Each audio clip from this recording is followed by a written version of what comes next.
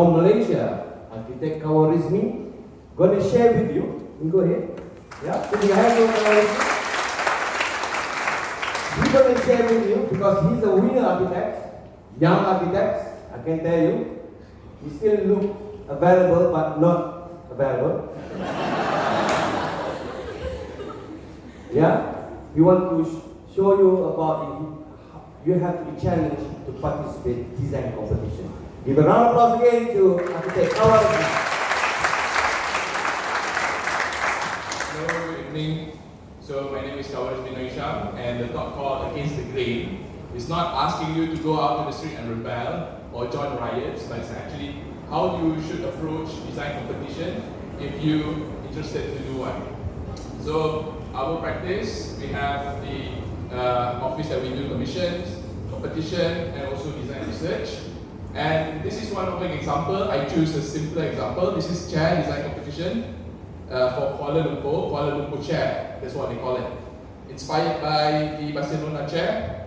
It's the thing that the city of Kuala Lumpur deserves a chair. So this is the finalists, and that is the eventual winner. Of course, it's a chair competition. Of course, the chair is going to win. But us, being us, we just like to go against the grain. We take the position of not designing a chair. Because we think that why do you need a chair and what is worthy to become Kuala Lumpur chair? We think that is no chair is worthy. So when we talk about Kuala Lumpur, the first thing that comes to my mind is this. Because as a childhood memories, when my mom said, let's go to Kuala Lumpur, it means not the city, but this particular building, an old shopping complex in Kuala Lumpur. This is where family enjoy their weekends, and then, buskers, arts, things going on, and of course, political party do their congregation there as well, because it's such a popular spot. But if you look at it, there's a unsung hero, which is the staircase. So the staircase is actually what Kuala Lumpur Lights has been sitting on for years. So what we do is that instead of submitting a chair, we say we want to submit the staircase. So we put the staircase in variable orientations, talking about how the staircase has been used.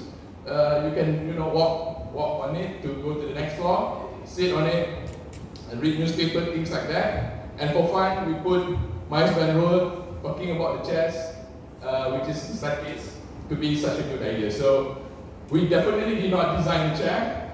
This is what we submitted, a perspective of a series of staircases. And basically this opened up the conversation among the jury, that they think that, it doesn't have to be a physical staircase. Of course, this is a competition we enter not to win, but rather put up a statement.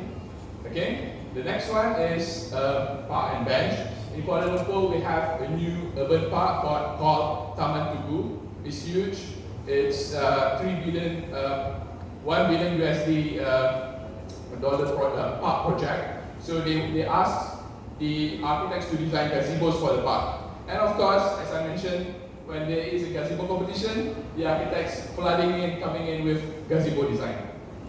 We think maybe we have to re-question why we need a gazebo. Can't we do something else? So this is another sort of like philosophy of how we do things. We never deliver in the form that they ask. We will deliver in terms of performance and functions, but we're never going to deliver in the form they ask. So we conceive gazebo as an antithesis to the brief, just to give a sort of a variation, other than the rest of 120 submissions of gazebos.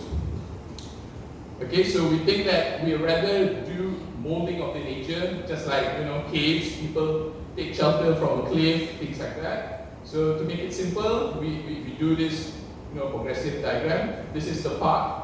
It's pristine. It's a virgin forest in the middle of the city. So instead of doing something on top of it, which is going to remove that certain amount of green, we think that if you just cut off some parts of the soil or ground and lift them up, as simple as that, it could become the sort of quote unquote the gazebo. And from the Google Earth, which is one of the most important view nowadays, instead of your elevation or your perspective, people can see the Google Earth first when they are trying to get that. It's going to be pristine because there will be no man-built footprint in terms of visual.